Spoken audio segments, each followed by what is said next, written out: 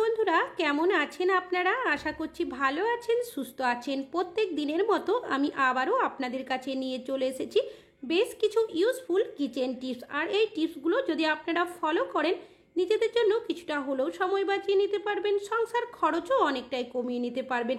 তেমনই কিছু ছোট ছোট ইউজফুল টিপস আমি আপনাদের কাছে শেয়ার করব। চলুন দেখে নেওয়া যাক আজকের প্রথম টিপসটা। আমি এখানে নিয়েছি বেশ কিছুটা লেবু। লেবু আমাদের প্রত্যেকেরই বাড়িতে কম বেশি নিয়ে আসা হয়ে থাকে। লেবু অনেকে আমরা রান্নাতে ব্যবহার করে থাকি, অনেকে শরবত বানানোর জন্যও লেবু কিন্তু আমরা ব্যবহার করি। তবে লেবু যদি একটু নরম না হয়, সেক্ষেত্রে লেবুর রস বের করতে অনেকটাই সমস্যা হয়। অনেক সময় বাজার থেকে দেখা যায় হয়তো নরম ধরনের বা পাকা লেবু পাওয়া যায় না। সেক্ষেত্রে আপনারা কি করবেন, নিয়ে নেবেন একটা পাত্র, এর মধ্যে দিয়ে দেবেন বেশ কিছুটা পরিমাণের গরম জল।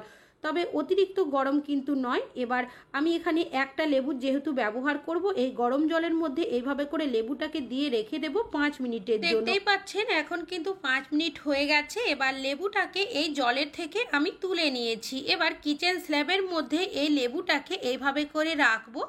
আর হাতের তালুর সাহায্যে আমরা যদি এইভাবে হালকাভাবে ডলে নিই, তাহলে লেবুর ভেতরে যে রসটা থাকবে সেটা কিন্তু অনেকটাই নরম হতে শুরু করবে।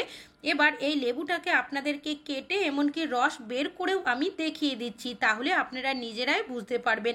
যদি আপনাদের বাড়িতে শক্ত হয়ে যাওয়া লেবু নিয়ে আসা হয়ে থাকে বা লেবুটা যদি শুকিয়েও যায়, সেক্ষেত্রে আপনারা এই টিপসটা যদি ফলো করেন, দেখবেন যে লেবুর ভেতর থেকে রস বেরোতেই চায় না। খুব সহজে এই পদ্ধতিতে আপনারা কিন্তু লেবুর রসটা বের করে নিতে পারবেন।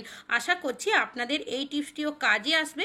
ভালো লাগলে লাইক করবেন। এখন চলে যাচ্ছি পরবর্তী টিপস। চার্জ দেওয়ার জন্য আমরা কিন্তু প্রত্যেকেই ফোনের চার্জারের ব্যবহার করে থাকি। তবে কিছুদিন ব্যবহার করার পর অনেক সময় দেখা যায় অনেকেরই চার্জারের এইভাবে যে পিনের জায়গাটা থাকে সেই জায়গাটা কিন্তু ফেটে যায়, যার কারণে এই চার্জারগুলো আমরা ব্যবহার করতে পারি না। আর অরিজিনাল চার্জার যদি এইভাবে করে কেটে যায়, সেক্ষেত্রে যদি আমরা ডুপ্লিকেট চার্জারেরও ব্যবহার করি, খুব বেশি দিন কিন্তু লাস্টিং করে না।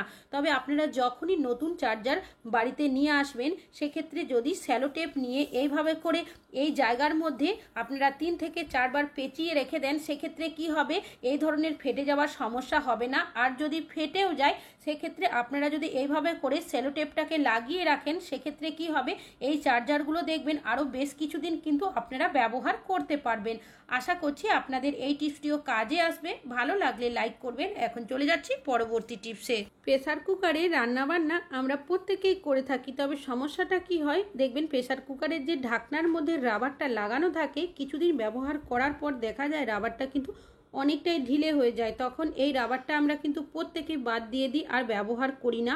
তো এই ধরনের রাবার ব্যান্ডগুলো আপনারা ফেলে না দিয়ে একটা কাজে কিন্তু ব্যবহার করতে পারেন। তো এই রাবারটা আপনারা কি কাজে ব্যবহার করবেন, চলুন দেখে নেওয়া যাক। আমরা প্রত্যেকটা মহিলারাই কিন্তু এই ধরনের ক্লেচারের ব্যবহার করে থাকি। অনেকেরই কাছে দেখবেন অনেকগুলো ক্লেচার থাকে, তবে যখন প্রয়োজন হয় আমরা কিন্তু খুঁজে পাই না, এদিক ওদিক হয়ে যায়। তো আপনারা এই যে রাবারটা রয়েছে সেটা নিয়ে নেবেন। তার মধ্যে যদি আপনাদের ক্লেচারগুলো এইভাবে করে রেখে দেন, সেক্ষেত্রে একটা জায়গার মধ্যে গোছানো থাকবে, কোথাও হ্যাং করেও রাখতে পারেন। যখন প্রয়োজন হবে আপনারা এখান থেকে ব্যবহার করতে পারবেন। আশা করছি টিপসটা কাজে আসবে। এখন চলে যাচ্ছি পরবর্তী টিপসে। আমি এখানে নিয়েছি বেশ কিছুটা ভেন্ডি। এখন কিন্তু আমাদের প্রত্যেকেরই বাড়িতে ভেন্ডি বা ঢ্যাঁড়স নিয়ে আসা হয়ে থাকে। আমরা ঢ্যাঁড়স বা ভেন্ডির নানা ধরনের রেসিপি বানিয়ে থাকি। তবে যে ধরনেরই রেসিপি বানাই না কেন, আগে কিন্তু ভেন্ডিটা আমাদের কেটে নিতে হয়। যখনই আমরা ভেন্ডি কাটি, ছুরি বা বটির সাহায্যে অনেকে এইভাবে করে বোটার অংশটা বাদ দিয়ে একটা করে কেটে নিই। এতে করে কি হয়, আমাদের অনেকটাই কিন্তু সময় লেগে যায় ভেন্ডি কাটতে। তবে আপনারা যখনই ভেন্ডি বা ঢ্যাঁড়স কাটবেন, কিভাবে কাটবেন যাতে করে অনেকটাই তাড়াতাড়ির মধ্যে হয়ে যায়। এমনকি অনেক সময় দেখবেন ভেন্ডি কাটতে গিয়ে, বিশেষ করে নতুন রাঁধুনি হয়ে থাকলে, হাত কেটে ফেলে। তো আপনারা কি করবেন, প্রথমে ভেন্ডিগুলোকে পরিষ্কার জল দিয়ে ধুয়ে নেবেন। এবার একটা হাতের মুঠোর মধ্যে যতগুলো ভেন্ডি আসবে আপনারা এইভাবে করে নিয়ে নেবেন। ওপর থেকে ভেন্ডিটা একটু সেট করে নিয়েছি, একটা রাবার ব্যান্ড দিয়ে এইভাবে করে আটকে দিয়েছি। এবার আপনারা এটাকে ছুরি বা বটির সাহায্যে প্রথমে বোটার অংশটা কিছুটা কেটে বাদ দিয়ে দেবেন। তারপর যদি আপনারা এইভাবে ভেন্ডিটা কাটেন, দেখবেন একসাথে অনেকগুলো ভেন্ডি কেটে নিতে পারবেন। তবে সুবিধা কি হবে, হাত দিয়ে যদি আমরা ভেন্ডিটা একসাথে ধরি, অনেক সময় ভেন্ডিগুলো একটা সাইড থেকে বেরিয়ে যায়। রাবার ব্যান্ড দিয়ে যদি আটকে দিই সেক্ষেত্রে কি হবে, আমরা ভালোভাবে কাটতে পারবো, ভেন্ডিগুলো কিন্তু সাইড থেকে বেরিয়ে যাবে না।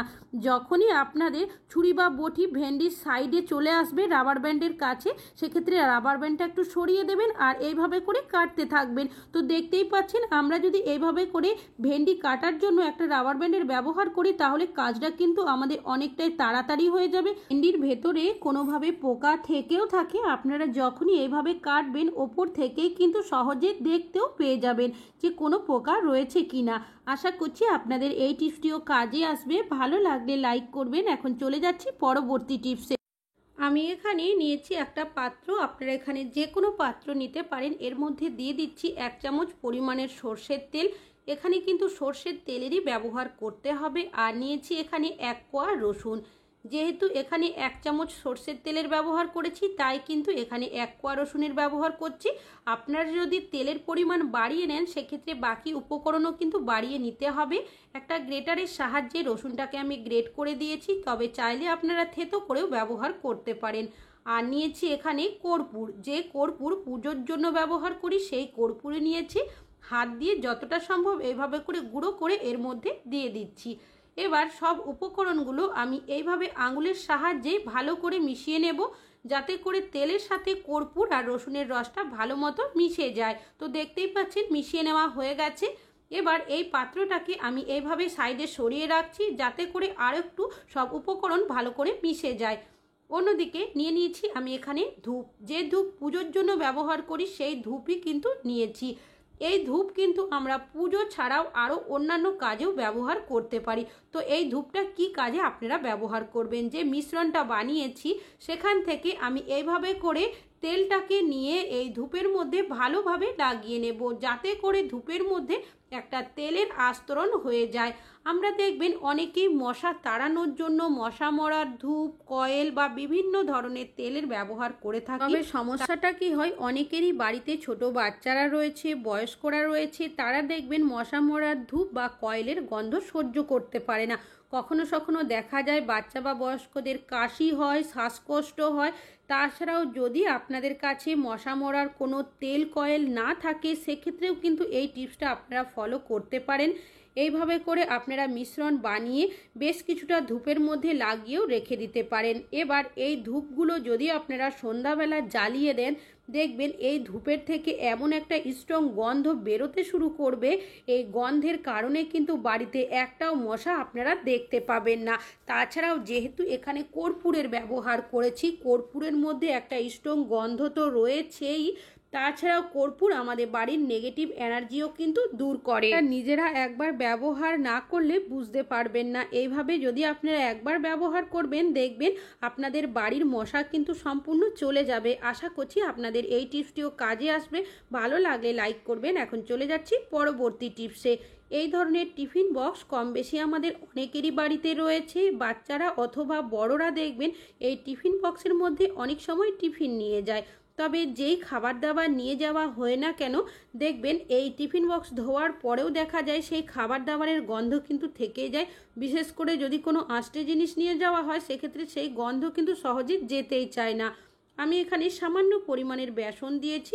বেসন কিন্তু কম বেশি আমাদের অনেকেরই বাড়িতে রয়েছে। আর সামান্য পরিমাণের জল দিয়েছি।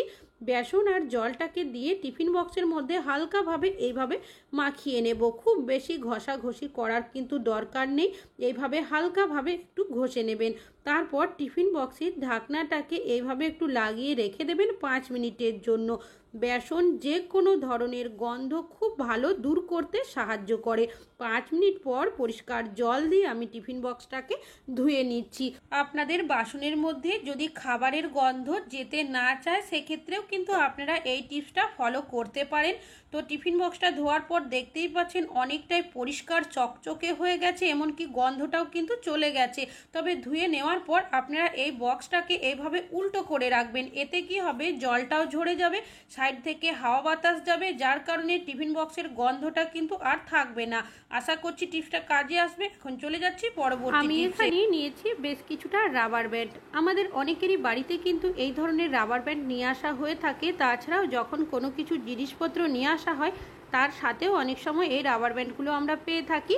তো আমরা কি করি, একসাথে রাবার ব্যান্ডগুলো রেখে দিই। তবে একসাথে যদি বেশ কিছুদিন রাখা হয় রাবার ব্যান্ডগুলো, দেখা যায় একটা রাবার ব্যান্ড অন্য রাবার ব্যান্ডের সাথে এমনভাবে আটকে যায়, আমরা কিন্তু সেটা যদি টানাটানি করতে যাই অনেক সময় ছিঁড়ে যায়, ব্যবহার করতে পারি না।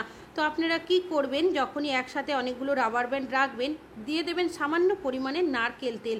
নারকেল তেলটাকে রাবার ব্যান্ডের মধ্যে এইভাবে আমি ভালোভাবে মাখিয়ে নেব। এইভাবে যদি তেলটা আপনারা রাবার ব্যান্ডের মধ্যে মাখিয়ে দেন, তাহলে কি হবে, একটা তেলের আস্তরণ হয়ে যাবে। তারপর এই রাবার ব্যান্ডগুলো আপনারা কোনো ছোট্ট কৌটো বা বক্সের মধ্যে যদি একসাথে রেখে দেন, সেক্ষেত্রে কি হবে, একটা রাবার ব্যান্ড অন্য রাবার ব্যান্ডের সাথে আটকে যাবে না। আশা করছি টিপসটা কাজে আসবে। এখন চলে যাচ্ছি পরবর্তী টিপসে। নিয়েছি বেশ কিছুটা ব্যবহার করা চায়ের পাতা। চা আমরা প্রত্যেকেই কম বেশি খেয়ে থাকি, তবে চায়ের যে পাতাটা থাকে সেটা কিন্তু প্রত্যেকেই ফেলে দিই, কোনো কাজে ব্যবহার করি না। তবে এই চায়ের পাতা ফেলে না দিয়ে আপনারা কিভাবে কি কাজে ব্যবহার করতে পারেন, তেমনই একটা ইউজফুল টিপস আমি আপনাদের কাছে শেয়ার করব। এখানে আমি নিয়েছি একটা হ্যান্ডেল ছেড়ে যাওয়া কাপ। আপনারা ব্যবহার করেন না সেরকম ধরনের কোনো পাত্র নিলেও চলবে। এবার যে চায়ের পাতাটা সাইডে রেখেছিলাম সেটাই কি করব, কিছুটা পরিমাণের আমি এই কাপের মধ্যে দিয়ে দেব। আর নিয়েছি এখানে আমি কিছুটা পরিমাণের বেকিং সোডা। তো দুটোকেই আমি খুব ভালোভাবে মিশিয়ে নেব। এবার নিয়ে নিয়েছি এখানে আমি একটা পেপারের টুকরো। পেপারটাকে এইভাবে করে কাপের ওপরে একটু দিয়ে মুড়িয়ে নেব। এবার যাতে পেপারটা খুলে না যায়, নিয়ে নিয়েছি এখানে একটা রাবার ব্যান্ড। রাবার ব্যান্ডটা দিয়ে পেপারটাকে এইভাবে করে পেঁচিয়ে দেব। যে চায়ের পাতা আর বেকিং সোডাটা দিয়েছি সেই গন্ধটা যাতে ভালো মতো বেরিয়ে আসে, তার জন্য এখানে নিয়ে নিয়েছি একটা সেফটি পিন। আপনারা চাইলে এখানে সুচেরও ব্যবহার করতে পারেন। বেশ কিছুটা এইভাবে করে আমি ফুটো করে দিলাম। এবার এটা আপনারা কোথায় কিভাবে ব্যবহার করবেন চলুন দেখে নেওয়া যাক। শীত, গ্রীষ্ম, বর্ষার যে সময়ই হোক না কেন, আমরা প্রত্যেকেই ফ্রিজের ব্যবহার কম বেশি করে থাকি। ফ্রিজের মধ্যে কাঁচা সবজিপাতি, ফলমূল, রান্না করা খাবার দাবার, মাছ মাংস ইত্যাদি রেখে থাকি।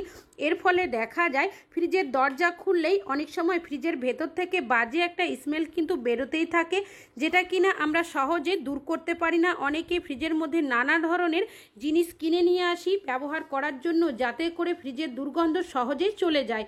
তবে কোনো রকমের কোনো কিছু না কিনে নিয়ে এসে আপনারা এইভাবে করে দুটো মিশ্রণ বানিয়ে যদি ফ্রিজের মধ্যে রেখে দিতে পারেন, এর গন্ধ দেখবেন সহজেই চলে যাবে। চায়ের পাতা দেওয়ার কারণে গন্ধটা চলে যাবে। বেকিং সোডা যে বাজে দুর্গন্ধ থাকে সেটা সহজেই অ্যাবজর্ব করে নেবে। টিপসটা হলো ফ্রিজ নিয়েই। আমরা যখন ফ্রিজ থেকে কোনো কিছু জিনিসপত্র বের করতে যাই, কেউই কিন্তু একবারে বের করি না।